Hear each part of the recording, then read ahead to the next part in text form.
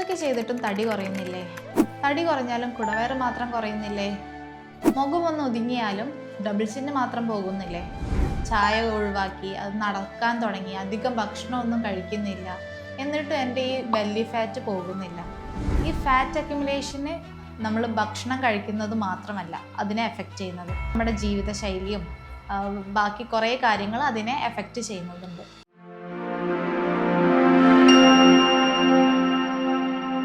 എന്തൊക്കെ ചെയ്തിട്ടും തടി കുറയുന്നില്ലേ? തടി കുറഞ്ഞാലും കുടവയറ് മാത്രം കുറയുന്നില്ലേ? മുഖമൊന്ന് ഒതുങ്ങിയാലും ഡബിൾ ചിന്ന് മാത്രം പോകുന്നില്ലേ? പലരും പറയുന്നൊരു പ്രശ്നമാണ്. എന്ത് ഡോക്ടറെ, ഞാൻ ചായ ഒഴിവാക്കി അത് നടക്കാൻ തുടങ്ങി, അധികം ഭക്ഷണമൊന്നും കഴിക്കുന്നില്ല, എന്നിട്ടും എൻ്റെ ഈ ബെല്ലി ഫാറ്റ് പോകുന്നില്ല.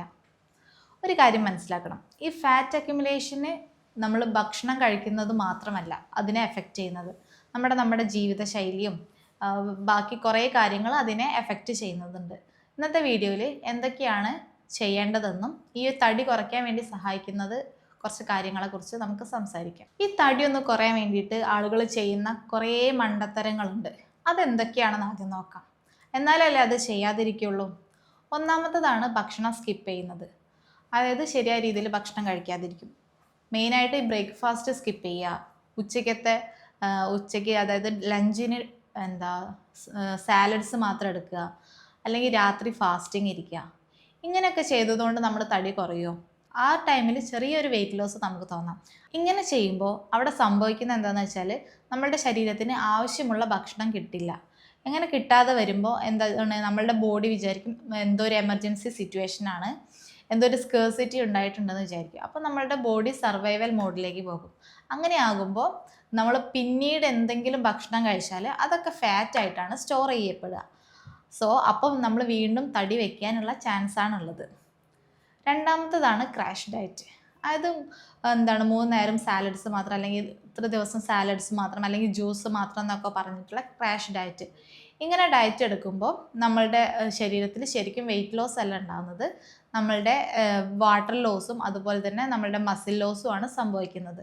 നമുക്ക് ശരിക്കും വേണ്ടത് എന്താണെന്ന് വെച്ചാൽ നമ്മുടെ ശരീരത്തിലുള്ള ഫാറ്റാണ് ബേണായി കിട്ടേണ്ടത്.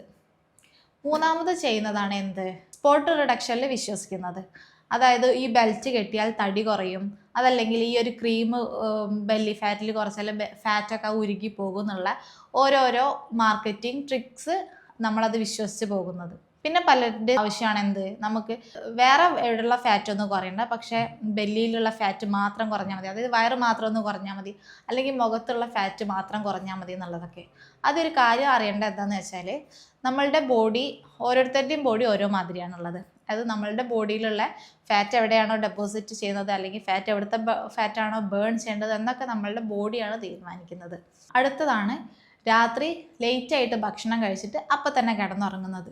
അങ്ങനെ ചെയ്യുമ്പോൾ പ്രത്യേകിച്ച് നമ്മുടെ ബെല്ലി ഫാറ്റ് പെട്ടെന്ന് കൂടും. പിന്നെ ചെയ്യുന്ന ഒരു മണ്ടത്തരമാണ് നൈറ്റ് ക്രേവിങ്സിനെ ഒഴിവാക്കാതിരിക്കുന്നത്. അതായത് രാത്രി ഉറങ്ങാൻ ലേറ്റ് ആയാലോ ഒക്കെ നമുക്ക് ക്രേവിങ്സ് വരും. അപ്പം നമ്മൾ ഒരു ബിസ്ക്കറ്റോ അല്ലെങ്കിൽ ഒരു ചായയോ എന്നുള്ള രീതിക്ക് ഇങ്ങനെ തുടങ്ങും. അങ്ങനെ ആകുമ്പോൾ ഈ ഒരു ബിസ്ക്കറ്റൊന്നും ചായയിലോ കുത്തി കഴിക്കുമ്പോഴൊന്നും ഒരു ബിസ്ക്കറ്റിൽ നിൽക്കില്ല, പിന്നെ നമ്മളിങ്ങനെ കഴിച്ചുകൊണ്ടിരിക്കും. പിന്നെ എല്ലാവരും വിശ്വസിക്കുന്നതാണ് എക്സസൈസ് ചെയ്താൽ നമുക്ക് ആവശ്യമുള്ളതൊക്കെ കഴിക്കുക എന്നുള്ളത്. അതായത് ഒരു 30 മിനിറ്റ് എക്സസൈസ് ചെയ്യും, പിന്നെ 1000 കാലറീസിൻ്റെ ഭക്ഷണം വീണ്ടും എടുക്കും. ഇങ്ങനെയൊക്കെ ചെയ്തതുകൊണ്ട് തടി കുറയാനേ പോകുന്നില്ല. അവിടെ ശരിക്കും നമ്മൾ ബേൺ ചെയ്യേണ്ട കാലറീനേക്കാളും കുറച്ച് മാത്രമേ ഭക്ഷണം എടുക്കാൻ പാടുള്ളൂ. ഇത്രയൊക്കെയാണ് ആളുകൾ ചെയ്യുന്ന മണ്ടത്തരങ്ങൾ. നിങ്ങൾ ആരും ഇനി ഇങ്ങനെയൊന്നും ചെയ്യാൻ നിൽക്കരുത്. ഇനി ചെയ്യേണ്ടത് എന്താണെന്നുള്ളത് പറയാം. നമുക്ക് തടി വെക്കുന്നുണ്ടെങ്കിൽ ആ തടി വെക്കാൻ എന്തായാലും അതിനൊരു മൂല കാരണങ്ങൾ ഉണ്ടായിരിക്കും. ആ കാരണങ്ങൾ എന്തൊക്കെയാണെന്ന് കണ്ടെത്തിയിട്ട് അതിനനുസരിച്ച് വേണം നമ്മൾ ശ്രദ്ധിക്കാൻ വേണ്ടിയിട്ട്. അതിന് പല കാരണങ്ങളുണ്ടായിരിക്കാം. അതെന്തുകൊണ്ടൊക്കെയാണെന്ന് നോക്കാം. അത് ഒന്നാമത്തതാണ് നമ്മളുടെ മെറ്റബോളിസം ശരിക്കും, അല്ലെങ്കിൽ നമ്മളുടെ ശരീരത്തിന് ആവശ്യമായിട്ടുള്ള മെറ്റബോളിസം നടക്കുന്നില്ലെങ്കിൽ നമ്മൾ കഴിക്കുന്ന ഭക്ഷണമൊക്കെ ഫാറ്റായിട്ട് സ്റ്റോർ ചെയ്യപ്പെടും. എനർജി ആയിട്ട് യൂട്ടിലൈസ് ചെയ്യാതെ ഫാറ്റായിട്ട് അവിടെ സ്റ്റോർ ചെയ്യപ്പെടും. രണ്ടാമത്തതാണ് എന്തെങ്കിലും ഹോർമോണൽ ഇംബാലൻസ് ഉണ്ടെങ്കിൽ, അതായത് PMOS മാതിരിയുള്ള കണ്ടീഷൻസോ അല്ലെങ്കിൽ ഹൈപ്പോതൈറോയിഡിസോ അല്ലെങ്കിൽ ഇൻസുലിൻ റെസിസ്റ്റൻസോ ഒക്കെ ഉണ്ടെങ്കിൽ നമ്മൾ തടി കൂടുന്നതായിട്ട് കണ്ടിട്ടുണ്ട്. പിന്നെ മൂന്നാമത്തതാണ് നമ്മൾക്ക് എന്തെങ്കിലും സ്ട്രെസ്സോ അങ്ങനെ എന്തെങ്കിലും സ്ട്രെസ്സൊക്കെ ഉണ്ടെങ്കിൽ സ്ട്രെസ് ഹോർമോൺ ആയിട്ടുള്ള കോർട്ടിസോൾ കൂടും. അത് കൂടുമ്പോൾ നമ്മളുടെ ബെല്ലി ഫാറ്റും അതിനനുസരിച്ച് കൂടും. പിന്നെ അടുത്തതാണ് എന്ത്, നമ്മൾക്ക് എന്തെങ്കിലും മലബന്ധം അല്ലെങ്കിൽ നമ്മളുടെ ഡൈജഷൻ ദഹന പ്രക്രിയ ശരിയായിട്ടില്ലെങ്കിലും നമ്മൾ കഴിക്കുന്ന ആഹാരത്തിൻ്റെ ബ്രേക്ക് ഡൗൺ ആയാലും അല്ലെങ്കിൽ അതിൻ്റെ ഒരു അബ്സോർപ്ഷൻ ആയാലും ശരിയായ രീതിയിൽ നടക്കില്ല, അപ്പോഴും തടി കൂടുന്നതായിട്ട് കണ്ടിട്ടുണ്ട്.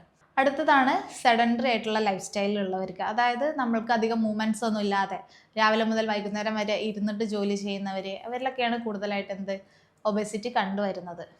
ഇങ്ങനെയുള്ളവർക്ക് മൂവ്മെൻറ്റ്സ് കൂടുതൽ ഉണ്ടാവില്ല. അപ്പോൾ പിന്നെ നമ്മൾ ഈ കഴിക്കുന്ന ഭക്ഷണമൊക്കെ നമ്മൾ ഫാറ്റായിട്ട് അവിടെ സ്റ്റോർ ചെയ്യപ്പെടുകയാണ് ചെയ്യുന്നത്. നമുക്ക് ഒരു മാസം കൊണ്ട് തന്നെ നമുക്ക് വെയിറ്റ് കുറയ്ക്കാൻ വേണ്ടി ചെയ്യാൻ പറ്റുന്ന, വീട്ടിൽ നിന്ന് തന്നെ ആയിട്ടും ചെയ്യാൻ പറ്റുന്ന കുറച്ച് കാര്യങ്ങൾ ഏതൊക്കെയാണെന്ന് നോക്കാം. ഒന്നാമത്തതാണ് നമ്മൾ രാവിലെ എഴുന്നേൽക്കുമ്പോൾ തന്നെ എംപ്റ്റി സ്റ്റൊമക്കിൽ ചൂടുവെള്ളം കുടിക്കുന്നത്. ഇളം ചൂടുവെള്ളം കുടിക്കുന്നത് നല്ലതാണ്. അങ്ങനെ കുടിക്കുമ്പോൾ നമ്മളുടെ മെറ്റബോളിസം ബൂസ്റ്റ് ചെയ്യാനും അതുപോലെ തന്നെ നമ്മളുടെ ഡൈജഷനെ ഇമ്പ്രൂവ് ചെയ്യിക്കാനും സഹായിക്കുന്നതാണ്. അതിൽ നമ്മൾ കുറച്ച് ഇഞ്ചിയോ അല്ലെങ്കിൽ ചെറുനാരങ്ങയോ ജീരകമോ എല്ലാം ഇട്ടിട്ട് നമുക്ക് വേണമെങ്കിൽ കഴിക്കാവുന്നതാണ്. രണ്ടാമത്തതാണ് നമ്മൾ ഫോളോ ചെയ്യേണ്ടതാണ് പ്ലേറ്റ് റൂള്. അതെന്ന് വെച്ചാൽ നമ്മൾ കഴിക്കുന്ന ഭക്ഷണത്തിനെ 4ആക്കി ഭാഗിച്ചിട്ട്, ആ ഒരു പ്ലേറ്റ് നമ്മൾ 4ആക്കി ഭാഗിച്ചിട്ട് അതിൻ്റെ പകുതി നമ്മൾ പച്ചക്കറികൾ ഉൾപ്പെടുത്തുക. അതിൻ്റെ കാൽഭാഗത്ത് നമ്മൾ പ്രോട്ടീൻ അടങ്ങിയിട്ടുള്ള ഭക്ഷണം ഉൾപ്പെടുത്തുക. അതുപോലെ തന്നെ ബാക്കി വരുന്ന ഭാഗത്ത് മാത്രം കാർബ്സ് അടങ്ങിയിട്ടുള്ള ഭക്ഷണങ്ങൾ ഉൾപ്പെടുത്തുന്നത്. അതിൽ ശ്രദ്ധിക്കേണ്ടത് നമ്മൾ പ്രോട്ടീൻ ആൻഡ് ഫൈബർ റിച്ച് ആയിട്ടുള്ള ഭക്ഷണങ്ങൾ കഴിക്കണം.